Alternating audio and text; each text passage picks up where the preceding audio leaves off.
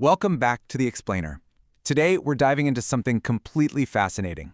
We are taking a really close personal look into the surprisingly utilitarian watch collection of Robin Wilson. Now, you probably know him as the lead singer of the multi-platinum rock band Gin Blossoms. We're going to break down how a literal rock star actually builds a watch collection. And spoiler alert here, it's not just about walking into a boutique and dropping big money on the flashiest names. No, his collection is deeply, deeply connected to the harsh physical realities of life on the road, extreme physical fitness, and this really distinct love for mid-century retrofuturism. So, let's get right into it. Okay, let's dive into this explainer with a quote that completely shatters the glossy illusion of rock stardom. Robin Wilson flat out says, "Mostly what we do is travel. Whether or not I actually am cool is not important. What's important is that I feel cool." I just love that honesty. It perfectly sets the stage for his curated collection because it's built around a stark, pretty unglamorous reality. He's not buying watches just to hoard them in a dark safe somewhere. He's buying them as a kind of armor, to project immense confidence when he finally hits that stage, and as indestructible tools for when he's just trying to survive the sheer exhaustion of touring. To put that touring life into perspective, for every single hour Robin spends under those bright lights performing, he spends 12 grueling hours just traveling. Think about that for a second. That 12-to-1 ratio of the daily grind to on-stage glamour is exactly why functional tool watches aren't just a fun hobby for him, they're absolutely essential. The vast majority of his life isn't signing autographs or hanging out backstage, it's waiting in transit. And this brilliantly illustrates what that transit actually looks like. 140. That is the staggering number of airport visits Robin makes in a single year just to play between 80 and 100 shows. I mean, when you're going through TSA, hauling heavy luggage, and jumping across time zones 140 times a year, your watch needs to be an absolute tank. That grind completely dictates his need for a highly specific, virtually indestructible aesthetic that can handle the physical toll of all that constant movement. So knowing all that, his collection naturally splits into two core pillars. On one side, we have the stage flash. These are pieces characterized by sweeping mid-century lines, mirror ball indices, and a really cool retro-futuristic vibe. On the other side, we have the daily grind. These are the highly utilitarian watches featuring altimeters, world time functions, and those indestructible cases we just talked about. But here's the cool part. Bridging both of these distinct categories is Robin's overarching design philosophy. He strongly favors striking black and red color schemes. Keep an eye out for that black and red theme as we look at some of these specific pieces. So, let's start by looking at that first pillar, the flashy mid-century stage watches. First up is the absolutely legendary Hamilton Ventura. It features this brilliant 1959 mid-century retrofuturistic aesthetic.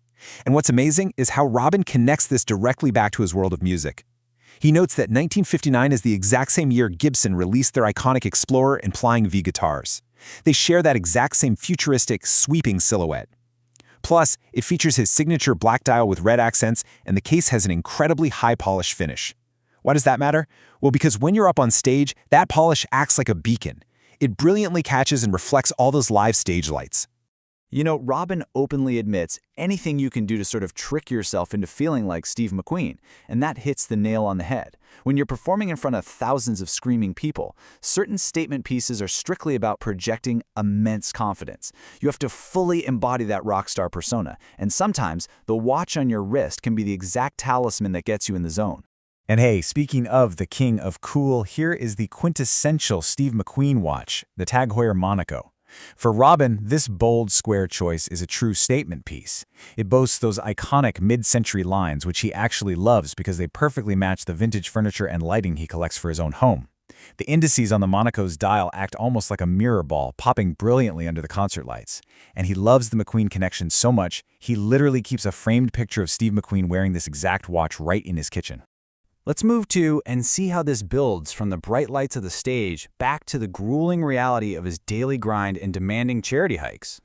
His heavy-duty G-Shocks are absolutely not just for show. Take the Rangeman, for example. He describes its aesthetic as 90s, cyberpunk, and sci-fi. But consider the extreme real-world use case here.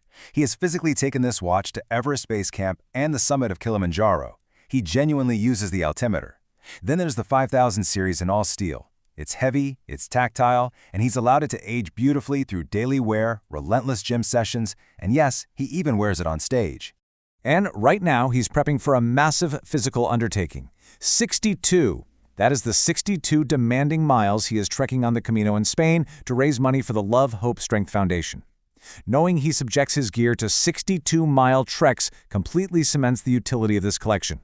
These are tool watches in the truest, most literal sense of the word. Another key player in his workout arsenal is the Seiko SSC Solar Chronograph Diver. Now this one features a really rare combination, a diver's turning bezel right alongside a stopwatch chronograph.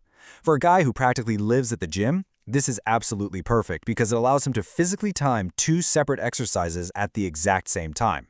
It's actually a discontinued model, but it perfectly matched his favorite red and black visual motif, so he hunted it down and sourced it specifically from eBay. Talk about knowing exactly what you want, right? So we've seen the stage flash and the gym tools, but let's shift gears to look at the sentimental value and space heritage driving some of his choices. Now what's really interesting about this slide is seeing how this fascination traces all the way back to the 1970s. Picture Robin as a kid, drinking Tang and just idolizing astronauts. That childhood dream culminated 15 years ago when he bought his very first luxury watch, the iconic moon landing Omega Speedmaster. He said it was a watch that finally made him feel like a true grown-up. A few years back, while on tour, he expanded this whole space connection by discovering the vintage Seiko Pogue. And finally, his birth year, 1965, ties the whole narrative together today, which he proudly celebrates by rocking the 65 edition of the super casual Moonswatch. Actually, let's talk a bit more about that Seiko Pogue. He discovered this piece through Wes, the lead singer of the band Vertical Horizon, while they were out on tour together. The Pogue is incredibly historic. It was famously flown in space during the Skylab missions in the 1970s. Robin notes that despite all of his high-end luxury watches, this affordable vintage piece is the single most noticed watch on his wrist. And there's a brilliantly relatable detail here. It's totally full of scratches, but he leaves it unpolished. As he puts it, you wouldn't take a beautiful 50-year-old Gibson Les Paul guitar and buff out the history, would you? No way! You let it age beautifully. We can also contrast his two different approaches to the classic Speedmaster design. His legacy Speedmaster has really lived a life. He even crashed on a skateboard while wearing it, proudly earning a deep scratch. He recently gifted this incredibly meaningful watch to his brother Lance, with the ultimate destination being Robin's own son down the line. It's a deep, deep family legacy. Now, to scratch that daily itch without risking a precious family heirloom, he wears his daily moon swatches, specifically the Mercury and 65 editions. He throws them on these fun 20mm straps and just wears them casually to the gym and the grocery store. Which brings us full circle to his ultimate travel companion. For those 140 flights a year, his go-to is the newly released Tudor Black Bay 58 GMT. It perfectly marries a tough, utilitarian design with these surprisingly beautiful, warm golden accents that fit right into his mid-century tastes. He initially wore it on a leather strap, but actually recently swapped it back onto its steel bracelet for a flashier, more elegant rich guy look, as he calls it. Of course, it perfectly fits his favorite red and black visual theme. But most importantly, it features that absolutely essential GMT function. That allows him to endlessly and easily tweak the hour hand as he constantly crisscrosses time zones on tour. So the crucial point is this concept of curated utility. Robin Wilson's collection is not about luxury snobbery, nor is it about keeping precious items locked up in a safe where no one can see them. It is the practice of building a collection based strictly on your personal lifestyle demands. For him, that means traveling nonstop, performing under bright lights, and pushing his body in extreme hiking. Every single watch has a real job to do. Which leaves us with this final thought for you to consider today. Take a second and look down at your own wrist. What does your daily watch say about the daily grind, the challenges, and the aesthetic of the actual life you lead? Are you wearing a functional tool for a life you actually live, or are you just projecting an image? It's a really fascinating question to ponder. Well, thank you so much for joining me on this explainer. I hope you found this as insightful and inspiring as I did. Keep learning, keep exploring, and I will see you on the next one.